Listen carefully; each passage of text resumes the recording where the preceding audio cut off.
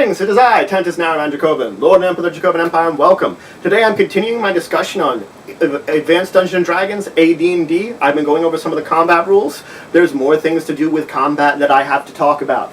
Today I'm going to be talking about turning undead and about taking damage or injury.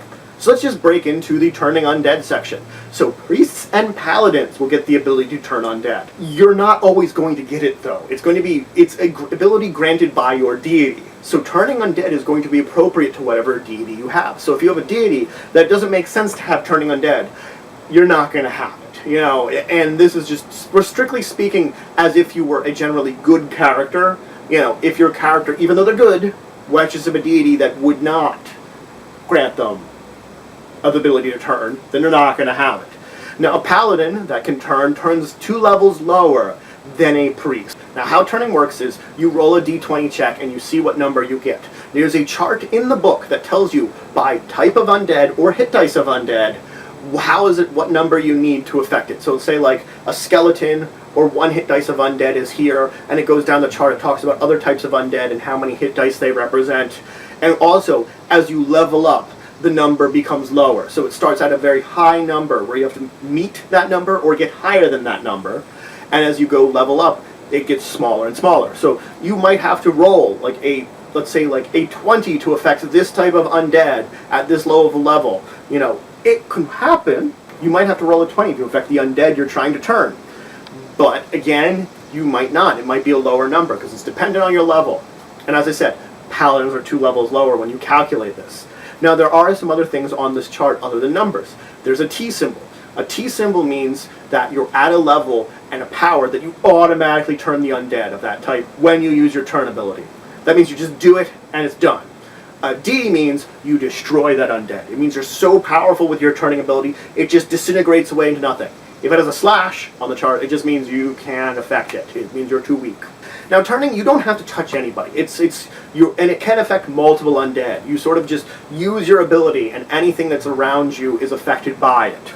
So you sort of like turn an area around you, sort of throwing it away. So you can affect multiple undead. You'd only roll once. So even if there's multiple types of undead that you use on the chart, whatever you would roll, let's say if I rolled a 17, and a 17 affects all these skeletons from my level.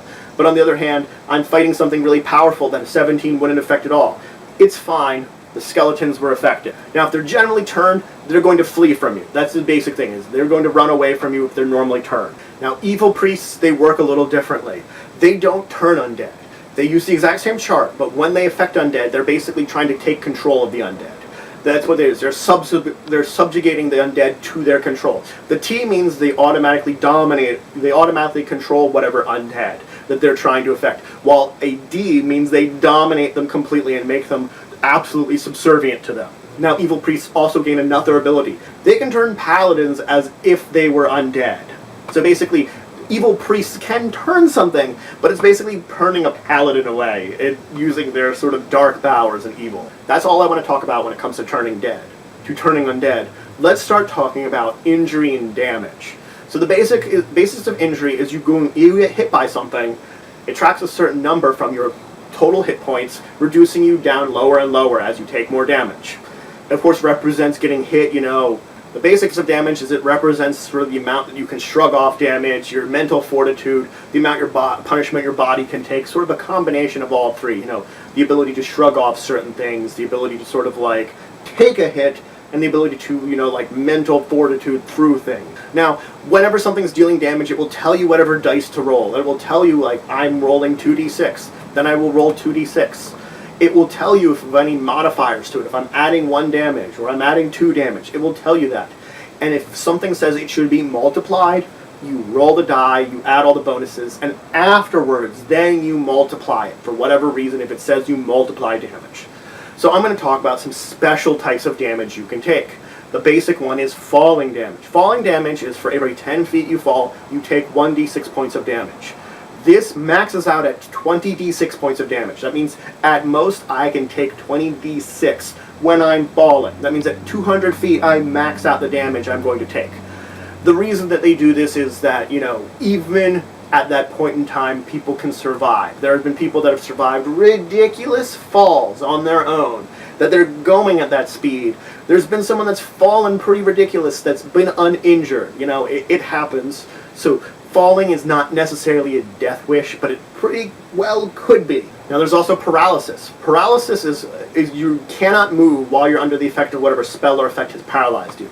You can't move, you can still breathe, you can still see, you can still hear, you can still think. You just can't move or speak while you're under the effects of a paralysis. Now there's also energy drain. When something with an energy drain hits you, you lose 1 or 2 levels, is effectively what it does. And you actually lose those levels. You will go down from whatever level you are to the midway in between the 2 levels that the level below you. So if I was level 5, I would go to the midway experience between level 4 and 5, and I'd be level 4 then. When that happens, you roll your hit dice. Like if whatever die you had rolled originally to figure out your hit points, you roll it and you subtract that from your total hit points. Should your total hit points reach 0, you die. Should your level reach 0, you only die if you run out of hit points. If you haven't run out of hit points, you just lose all your classes and you can no longer learn classes. You can no longer be an adventurer. Your character is sort of like a normal person then. You just have some hit points. That's not forever necessarily. The only way to counteract that is very powerful magics would allow this level 0 person to start regaining character classes again and start getting more experience again. It will be hard to recover from this. Energy drain is very brutal in AD&D. It is one of the worst things you can face, truthfully speaking. Trust me. But it's there. Now, should you die from energy drain, traditionally you're going to rise as some kind of undead. Usually the type of undead, because the majority of things that would do energy drain are undead, that had killed you. At that point in time, you become an NPC. Your goals, the way you act and think has changed completely from becoming undead, so your character is now an NPC. Now the last one I want to talk about is poisons. Now poisons, there can be ones that are injected, so like right through wounds, through like stingers, that sort of thing. There's an ingested, something you might eat, and there's contact poisons. Now every poison describes what it does. Some of them do damage, some of them kill you, some of them do things like paralyze you. Others debilitate you, make it, that you can't move around very well. Every poison under whatever creature or a thing that causes the poison has the poison effect on it will tell you what it does. Now normally the big way of you can just live through a poison and overcome it through time. Some of them you can do that with. Others you might need magic to help you out. Magic can help slow the effects of poison or it can help heal the effects of poison. Some magics can actually remove the poison from you. It depends on what kind of spell is being used on you, depending on the effect that it has on you, and the poison that's affecting you. So that's all I wanted to talk about today. I've gone over turning undead, the basics of damage, and some special types of damage and effects that can hit your character and affect them. If you have any questions, comments, anything you want to say, anything you think I left out, please leave in the comments below. Please like this video if you enjoyed. Great way of showing your support for the channel and the Empire. Please subscribe if you already have. We're always looking for more members, more citizens of the Empire. And please share this video. If you know anyone that would learn anything from this video, or would just enjoy watching it, please share it with them. And until next time, I bid you farewell.